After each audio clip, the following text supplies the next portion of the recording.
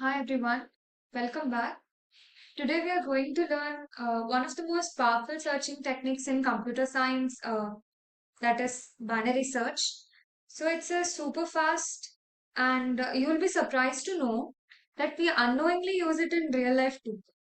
So let's get started. So binary search, let's first discuss what it is. Binary search is an algorithm which is used to find the position of a target element in a sorted list. Sorted here, list means nothing but an array. Okay, in a sorted array.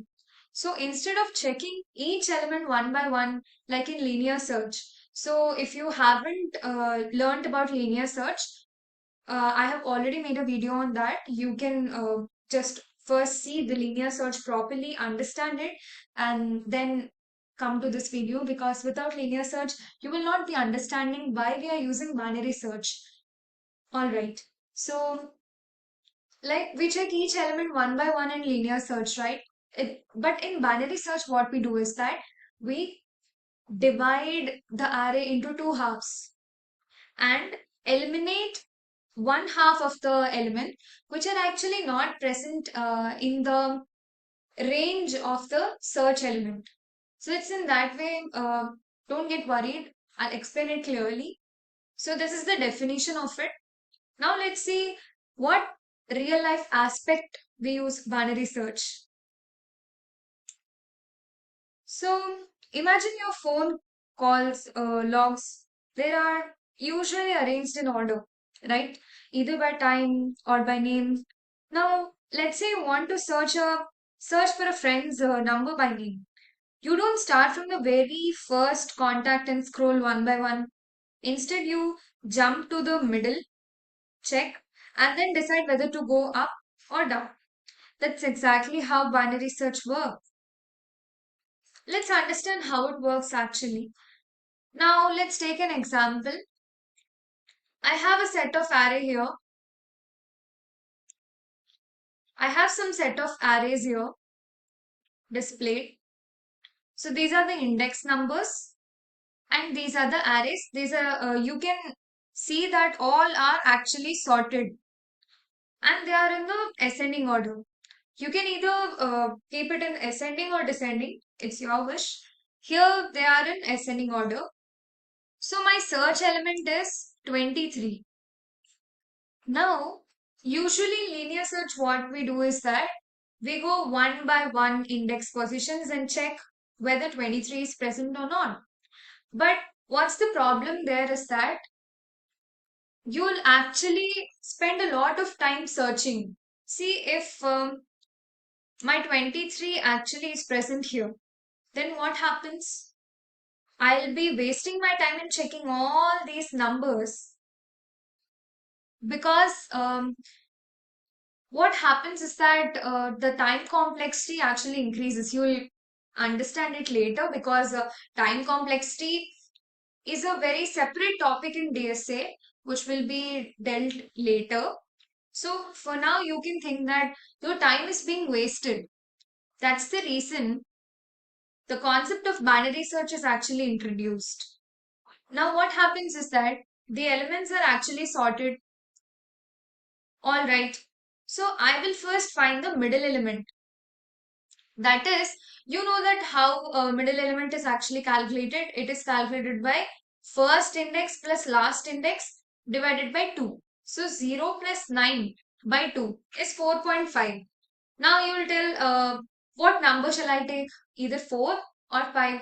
See, usually in coding, when we do 4.5, we get something, a number like that. And ceiling is nothing but something which is above. So we usually take the floor value, which is 4. Okay, so my middle element is going to be 4. Now what happens? I have just divided this array into two halves. One half which is before the middle element, the other half which is after the middle element.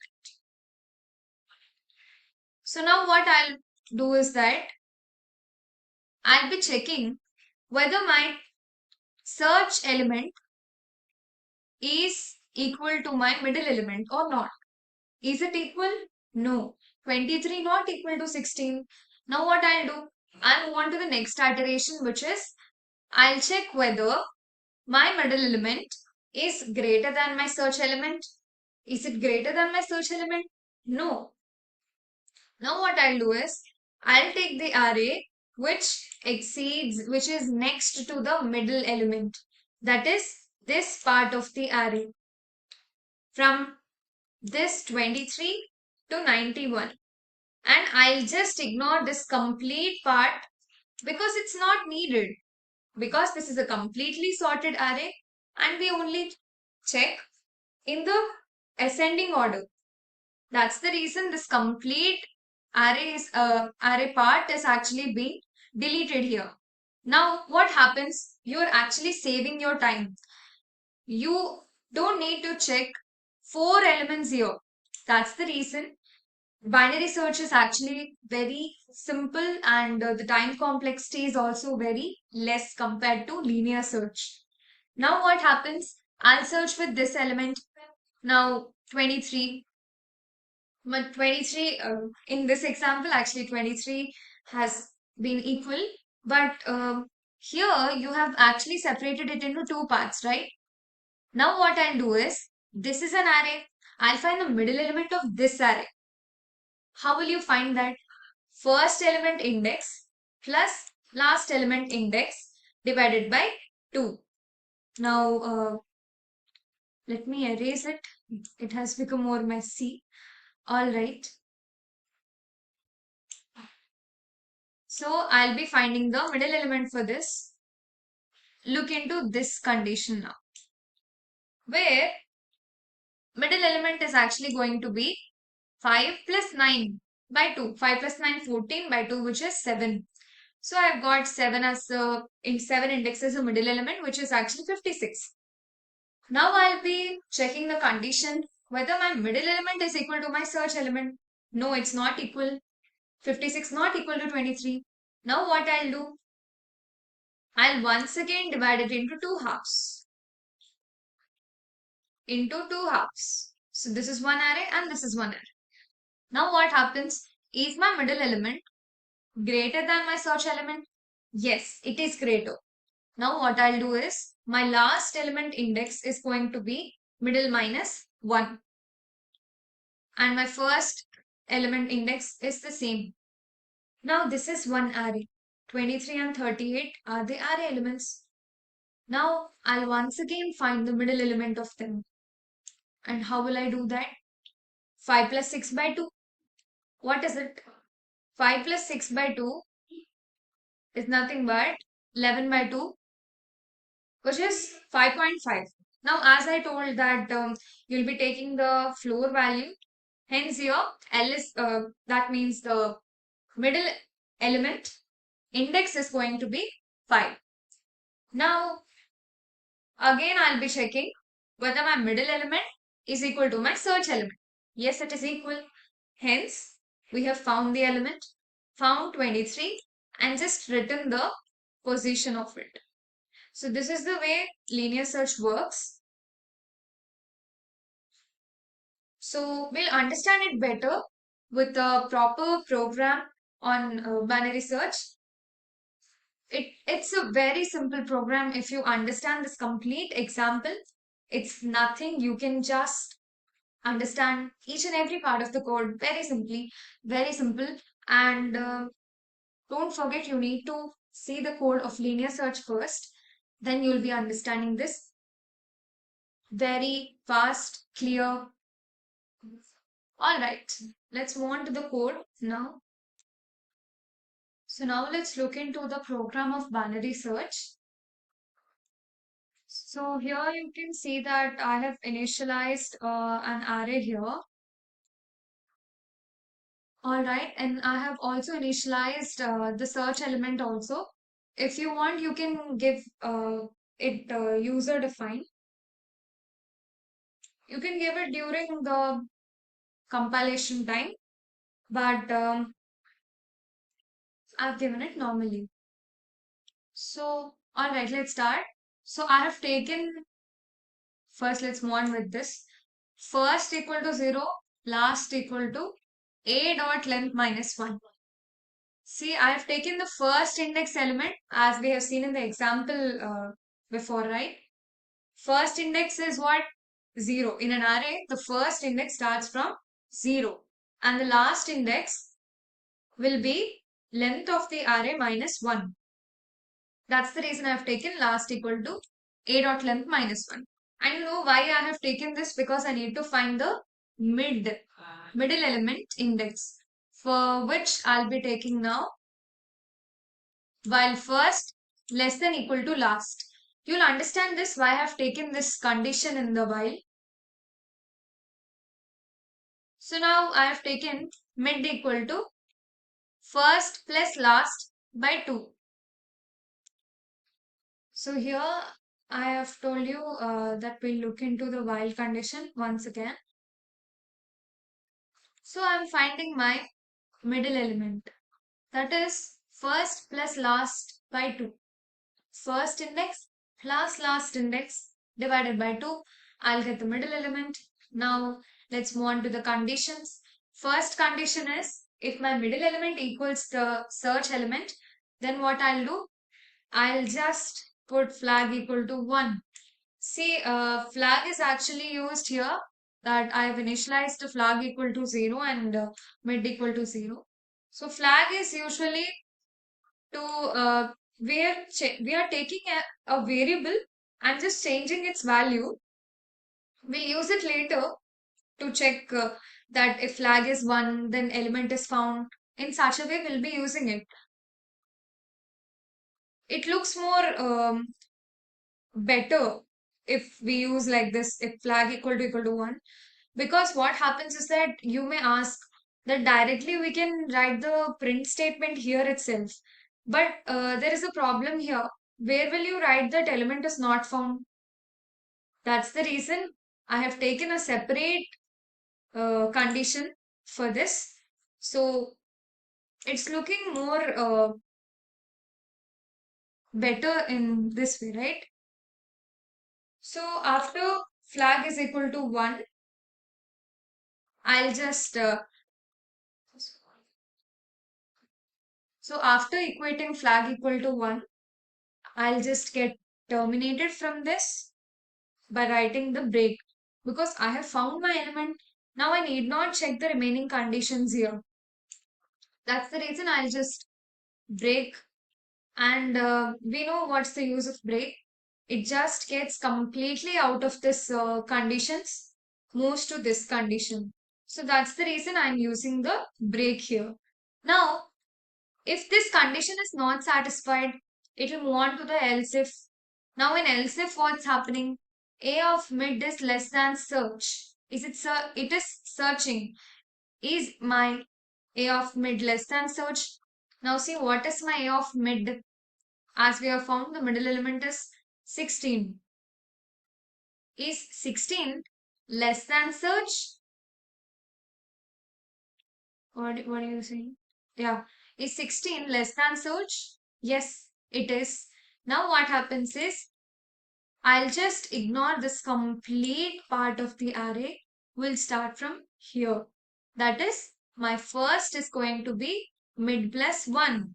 Now what is first? First was initially 0. I'm talking about the index position. First was initially 0.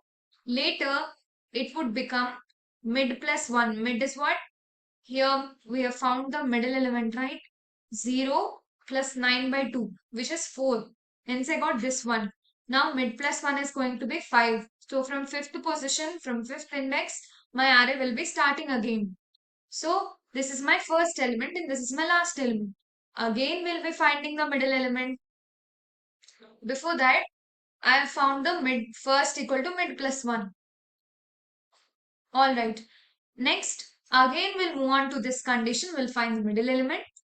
Again, it will check for the condition as we have seen there that again from here to here. So here what happens? Once again we'll search. My middle element is going to be 56.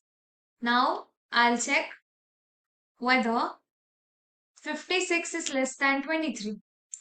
No, it's not true. So it comes to the else condition now. So else condition, we usually need not write the condition here. So it will take automatically that last equal to mid minus 1. So what was my mid here? It was something like 7, right? Okay. So 7 is the middle element index position. Now last element will actually move to mid minus 1, which is 6. So my first element index is 5, last element index is 6. Again it moves to this one and it will search the middle element. Now here 5 plus 6 by 2, which is 5.5, we'll take it 5. Now it will search A of 5 equal to 23. So this is A of 5, which equals 23, and hence it will initialize flag equal to 1. We'll just terminate from this and we'll reach this part. Here another if condition is written. If flag is equal to 1, then the search element is found at the position mid, okay, in the array. That's it. And after checking the complete array, if you don't find any element, then it comes here else element is not found in the array. That's it. So let's run this code and check whether what the output will come. All right. So let's check this. Yes, we've got 23 is found at position 5 in array. Let's make some change. Let's change the search element and enter an element which is not present here. I'll enter 45. Now let's look into the output.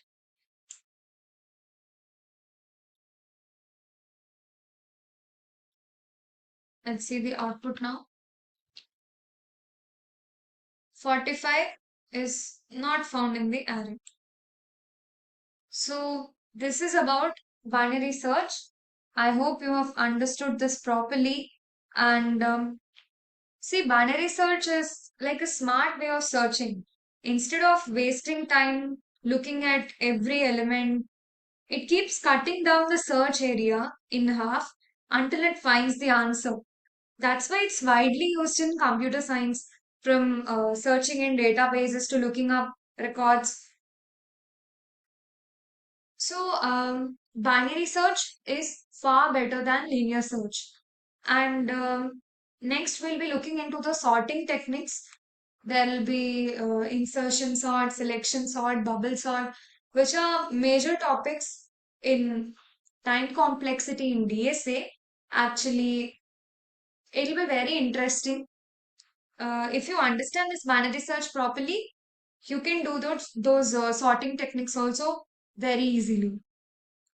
So that's it for today's video. I hope you have understood what binary search is.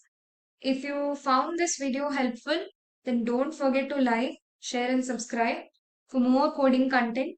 So that's it. See you in the next video. Thank you.